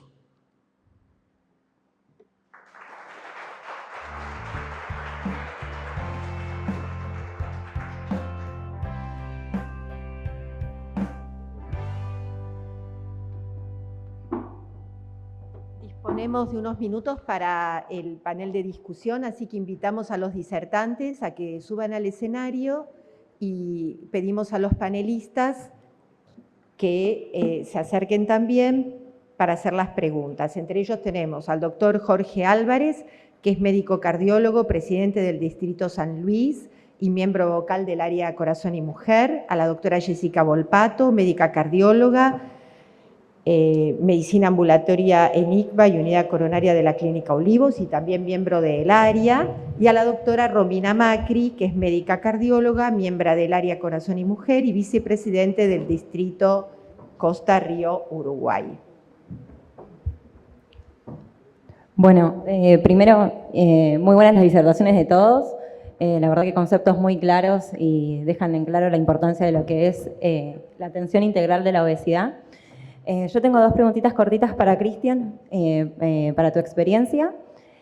Principalmente, si uno tuviera la posibilidad de disponer por recursos de la bioimpedancia, hablamos un poco de que el índice de masa corporal ahora no se usa más porque mide peso, que la masa tampoco se usa más, usamos más el índice de cintura-talla, el índice de cintura-cadera, pero cada vez hay más cosas con bioimpedancia. En tu experiencia, ¿la estás usando, no la usás? ¿Te parece que sirve para dividir estos fenotipos de pacientes que tienen sobrepeso pero que son metabólicamente sanos, sí o no? Esa es la primera pregunta. Y la segunda pregunta es, yo por ejemplo como cardióloga clínica en general cuando viene un paciente obeso me limito un poco a pedir un perfil lipídico bastante extenso porque a eso nos dedicamos, a poder lipoproteína A, colesterol no HDL, glucemia, pido hemoglobina glicosilada también, aunque no está estandarizado, TSH, deberíamos igual ampliar un poco más los pedidos bioquímicos, como por ejemplo eritrosedimentación, PCR, ¿les pedís a todos insulinemia en sangre, sí o no? Esas serían las preguntas. Bueno, en cuanto a la primera pregunta, yo creo que todo lo que excede la antropometría está sobreutilizado y sobrecomercializado en líneas generales. Primer paso, el paciente tiene índice más arriba de 30, tiene indicación de descenso de peso, independientemente de lo que den los estudios de composición corporal. Ahora, si alguien tiene en su consultorio un estudio de composición corporal y lo va a utilizar en un contexto donde va a planear una terapéutica y la quiere mensurar como para desde el comportamiento, tratar de estimular al paciente, bárbaro. Ahora, si uno va a utilizar el evento y no le va a dar ninguna utilidad en lo terapéutico, a mí me parece que es pérdida de tiempo, pérdida de gasto en lo que es indicaciones de tratamiento fundamentalmente. ¿En quién podría ser útil? Justamente en la mujer, donde vos la encontrás mayormente metabólicamente sana, donde tiene índices muy buenos y tiene un índice de masa, laboratorios muy buenos y un índice de masa cercano a 30. Uno sabe que hasta ahí el gris, como nos pasa en todas las enfermedades metabólicas, nosotros elegimos un punto de corte. O sea, que el punto de corte sea el que el médico eligió no quiere decir que otro colega lo pueda cuestionar e iniciar un tratamiento. De hecho, los estudios están hechos para terapéuticas con índice de masa corporal de 27 y algo metabólico que lo acompañe o de 30 en líneas generales. ¿Qué hacemos en líneas generales? Poca gente sigue midiendo cintura y manda a medir composición corporal y no hicieron lo básico en el consultorio. Si ustedes entren a un consultorio como paciente y vean en cuántos consultorios se puede medir talla, se le pregunta al paciente la talla. O sea, no estamos haciendo lo básico, no uso métodos de composición corporal habitualmente.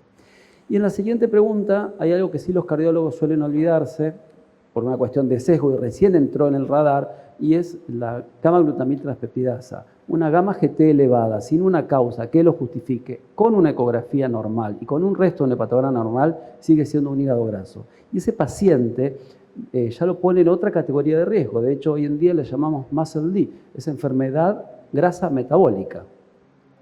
Y eso es muy importante. Y ustedes sí lo utilizan mucho, pero no lo ligamos tanto a la obesidad, ni clínicos ni cardiólogos, el cociente de albumina-creatinina. Digamos, esto nos permite anticipar el estadio de la enfermedad renal crónica con una simple determinación. Fíjese, como 2 determinaciones que salen muy baratas y no estamos yendo a buscar ateromatosis subclínica, que a veces no todos los centros tienen la misma curva de aprendizaje y demás, podemos poner ya al paciente en otro nivel desde el punto de vista metabólico. Muchas gracias. Bueno, felicitarlos, realmente las charlas estuvieron muy, muy buenas. Siguiendo con algo que dijiste recién, en la vida real, y siendo prácticos, un paciente con 30 de índice de masa y antecedentes, particularmente mujer con antecedentes de diabetes gestacional, hipertensión durante el embarazo, menopausia precoz, etc. Se le hacen todas las intervenciones posibles, más allá de las conductuales, etcétera, de la Escuela de la Palabra de Alejandra. Hoy disponemos, aparte del semaglutida de vía oral, y entonces la pregunta acá es, ¿en qué momento más se hizo la intervención en todo lo que tenemos que hacer, lo emocional, en lo conductual, en el tema alimentario, en el tema de actividad física? Tratamos de cambiarle todo eso. ¿En qué momento vos considerás que podemos iniciar o ya estamos aptos para iniciar con semaglutide, por ejemplo? Y si el semaglutide oral vos considerás que va a beneficiar mucho más que el semaglutide inyectable que estaba anteriormente, digamos, en el mercado. Y ahora tenés otra opción que, bueno, si eso lo tratás directamente con el paciente, eso va a traer más beneficio, eso lo imponés vos o lo charlas con el paciente. ¿Cómo sería el manejo en este tipo de pacientes? Gracias por la pregunta. En general, uno, como marcaron, siempre empieza con los hábitos higiénico-dietéticos y el cambio de vida. Esto habitualmente no tiene un impacto tan rápido como puede ser la medicación. Sí, en general, vos fijate que incluso para un programa de cirugía bariátrica tenés que bajar 10% del peso entre 6 meses y un año. ¿Sí? Entonces yo por ahí tomaría ese parámetro para agregar la medicación si estamos con un IMSI. Ahora si me decís 40, 45, probablemente el paciente no lo logre y lo tenés que administrar antes. Con el SEMA oral, primero hacer un paréntesis, ¿sí? El SEMA todavía no está aprobado para el tratamiento de la obesidad acá en Argentina. Sí, en Estados Unidos el laboratorio lanzó todos los procedimientos, pero le faltará, en teoría venía este año, ahora lo patearon para el 2025, probablemente venga el 2026, e iban a entrar incluso junto con el tirzepatide, ¿sí? Que también lo patearon para el 2026, porque aparentemente no dan abasto con la alta demanda que hay en Estados Unidos a cubrirla con la producción.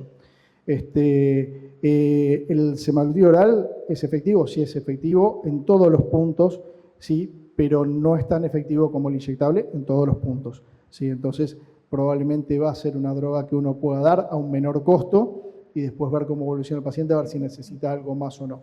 Y lo que obviamente la van a romper, como mostré, son los duales o los triples, ni hablar del descenso de peso que tienen. Yo he visto algún paciente que entró acá, porque el tirzepatide dentro de los cuatro países que intervinieron, uno fue Argentina, y en realidad se había metido, obviamente era doble ciego, pero vos lo veías, ya a los 2 meses sabía que estaba en la rama droga. Fue increíble lo que bajó de peso. La doctora Ackerman virtualmente quiere hacer un comentario. ¿Podemos conectarla? Marianela. Sí, hola. Un gusto participar. Gracias por el espacio. Bueno, no quería hacer un aporte con respecto a la pregunta que habías tenido con respecto a la composición corporal. Tenemos que tener en cuenta que la cintura pierde efectividad a partir de 35 de índice de masa corporal. Es decir, la cintura es sumamente útil hasta 35 de IMC por dificultades en la medición, porque el paciente tiene un abdomen péndulo, etc. Ahora, por debajo de 35 es muy útil.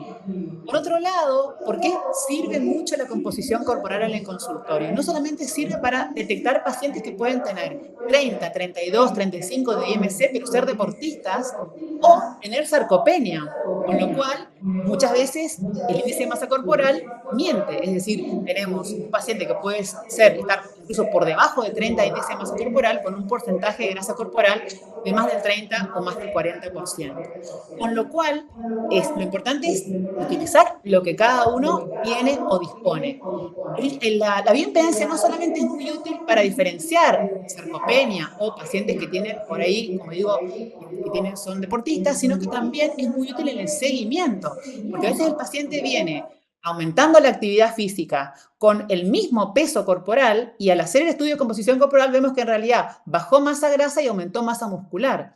Entonces, creo que es importante que no está en todos los consultorios, pero los que tengan la posibilidad de tener la disponibilidad del estudio de bioimpedancia, sobre todo por supuesto, la suma, no solamente estamos hablando de un estudio de composición, sino estamos hablando también de la circunferencia de cintura o cintura talla, que es lo que nos ayuda a que no se sobreestimen pacientes más altos, son complementarias, pero son cosas que sirven tanto para diferenciar en el diagnóstico como para el seguimiento.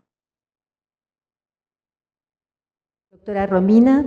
Hola, bueno, buen día. Felicitarlos, la verdad la charla es súper interesante. Creo que es un tema que deberíamos empezar a abordarlo un poquito más y a nadie le falta la consulta, así que mi pregunta va para Ale. En realidad, bueno, ¿cómo consideras en la mujer, hablaste de la dopamina, hablaste de la situación de estrés, el multitasking, qué relación tiene también con los niveles de cortisol que, bueno, tardan, hacen un ascenso rápido y un descenso lento, y la deuda del sueño, que creo que es algo pendiente en las mujeres? Y la segunda pregunta, ¿qué opinas de las terapias alternativas? Que creo que, bueno, en mi caso particular, atiendo a muchas mujeres, preguntan, ¿qué pensamos, doctora, si hago terapias como Reiki, hago terapia como biodecodificación, voy a hacerme todas estas terapias de coaching emocional? Un poquito, ¿qué opinas de eso? Bueno, gracias por la pregunta. Empiezo de atrás para adelante. Como les decía, las terapias contemplativas, de hecho, se publicó el año pasado el consenso de aspectos psicosociales, el primer consenso de aspectos psicosociales en salud cardiovascular de habla hispana, y se presentó en el Congreso de la ACC la semana pasada este consenso de la SAC, que habla de los aspectos psicosociales en enfermedad cardiovascular. Y lo cierto es que las terapias contemplativas forman parte en general, y de hecho el mindfulness está dentro de las prácticas que, si bien el peso de la evidencia todavía no permite que nosotros podamos decir clase 1A, porque el nivel de la evidencia aún no es vasto, sí es cierto que la salud mental, ya la American Heart hizo una vasta declaración con la importancia que tiene los trastornos del ánimo en la aplicación de los 8 esenciales para la salud. O sea que si partimos de esa base, toda práctica contemplativa que permita calmar la mente es una intervención no farmacológica que deberíamos validar. Ahora, podemos discutir cuáles son esas prácticas o cuál es la evidencia con respecto a esas prácticas. Dentro de estas, yoga, mindfulness, meditación, son prácticas que tienen cierto nivel de evidencia y que sean estudiados. Con respecto a las otras que vos me decías, Reiki y demás, lo cierto es que no existe la evidencia, yo no puedo ponerlo en concepto porque no está la evidencia que lo avale en ese sentido. Pero toda herramienta que ayude como intervención no farmacológica a mi paciente a poder modular y gestionar su estrés, bienvenido sea.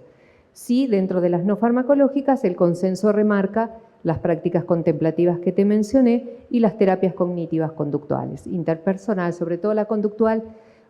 Los médicos, nosotros los cardiólogos, deberíamos tener el concepto claro de qué es la terapia cognitiva conductual, porque si no terminamos indicando algo que no tenemos ni idea qué es, si es sistémica, si es conductual o qué le estamos indicando al paciente. Cuando hablamos de que lo que sirve en un paciente es la terapia cognitiva conductual, es porque es esta que me permite hacer una metacognición, es decir, poner a pensar el pensamiento de mi paciente, ¿sí? Y a partir de esa transformación del pensamiento, que por lo general los pensamientos son rumiantes en un paciente ansioso, hacen que pierdan demasiado tiempo y pierdan operatividad. y poder transformar su conducta. Por eso se llaman terapias cognitivas conductuales, es decir, modificar el entorno del pensamiento de mi paciente para poder transformar su conducta. ¿Qué conducta en un paciente obeso? Nada, que no replique siempre la misma situación de frente a un estado de ansiedad que puede reconocer, ir a elegir el alimento, ¿sí? O el carbograso, porque sabemos que no es cualquier alimento el que calma la mente, es un carbograso dulce o salado. O sea, no es que vamos a ir a agarrar, si está el alfajor y la manzana, créanme que no van a elegir la manzana. Cuanto mucho será la manzana y después van a comer el alfajor. Entonces, lo cierto es que las terapias contemplativas forman parte de las indicaciones. Y me perdí con la otra pregunta. ¿Cómo relacionas el cortisol, el pico cortisol con la dopamina? Bueno, lo cierto es que también hay un boom ahora de todo esto, bueno, lo que decía Jessy, pedimos velocidad de eritro, pedimos homocisteína, pedimos cortisol, pedimos serotonina, pedimos todos los índices inflamatorios, pedimos PCR. Creo que podemos simplificar muchísimo con una buena historia clínica y un buen examen físico. Yo en esto coincido totalmente que a veces nos llevamos puestos los cardiólogos en el consultorio, que tenemos muy poco tiempo, lo básico. Hablar con mi paciente, hacer una buena historia clínica y tomar las mediciones que a mí me van a permitir decidir e hacer las intervenciones correctas. Podemos hablar un montón del cortisol, podemos hablar de las mediciones de interleuquina, podemos hablar de homocisteína, podemos hablar de inflamación. Si mi paciente tiene un índice de masa corporal aumentado, tiene inflamación, porque es una enfermedad inflamatoria. O sea, ya no necesito pedir ni meter gastos en el sistema, esto es así. Y lo cierto es, nada, una referencia con respecto a las drogas, la semaglutida, específicamente los que usan, saben que también modulan todo lo que es el sistema de ansiedad. No solamente en el consumo de otras sustancias, como por ejemplo el alcohol, incluso cocaína, hay estudios que presentaron, no porque lo cierto es que los pacientes con sobrepeso y trastornos del ánimo tienen más abuso de sustancias como tabaquismo, cocaína, alcohol, y la semaglutida también reduce esto. Nada más, gracias. Excelente la reflexión que hiciste, sobre todo el tema de la PCR y la inflamación en los obesos, porque muchas veces los pacientes obesos vos le pedís una PCR y por ahí no la tienen aumentada, porque la cajeta inflamatoria es gigante. Seguramente por ahí si le pedís una interleuquina 6, que es más rara de poder conseguir del Hagan, les da positiva. Entonces, como dice la doctora, el paciente ya de tener un índice más alto está inflamado y hay que tratarlo como cual con el riesgo de un paciente inflamado, ¿no? Y un comentario, ¿no? Lo que hablaba Alejandra, o sea, en las guías están incorporados cada vez más el concepto de los determinantes psicosociales de la enfermedad. Y los determinantes psicosociales de la obesidad son muy importantes. O sea, hoy en día con esto de la dopamina y el alimento se comporta lo mismo que un adolescente con el celular, que una mujer joven con el celular. La respuesta psicológica y de neurotransmisores es lo mismo a cualquier adicción. De hecho, los 3 cerebros, pusiste cocaína, obesidad y ¿cuál era el normal? Y se comportan de la misma manera. O sea, muchas veces lo que busca el paciente ofreciendo este abanico de terapias alternativas, primero es responder a lo que le apareció en redes. Después responder a lo que cree que es correcto. Yo creo que ahí nos tenemos que centrar nosotros. O sea, nosotros vamos a determinarte lo que científicamente está demostrado. Vos querés jugar parte esta alternativa, jugala. Si vos manejás bien emociones y manejas los determinantes psicosociales de enfermedad bien con esta terapia alternativa, hacela, pero no abandonemos el resto. Porque si no, nos transformamos en el otro eslabón expulsivo. Como no haces lo que nosotros estamos de acuerdo, no. Y después de 3 no, el paciente no nos escucha más. O nos escucha parcialmente o sesgadamente. ¿Por qué? Porque empieza a comprender que su opinión no vale. Y aquí el tratamiento de la obesidad, la opinión del paciente es indispensable. Y el aporte del paciente es indispensable. ¿Por qué? Porque si no, no podemos armar un tratamiento que pueda llevarse a cabo. Bueno, muchas gracias. La verdad que las charlas fueron excelentes. Hicimos un abordaje multidisciplinario de lo que es la obesidad y cómo impacta en la enfermedad cardiovascular. Así que un fuerte aplauso para los disertantes, para los panelistas también.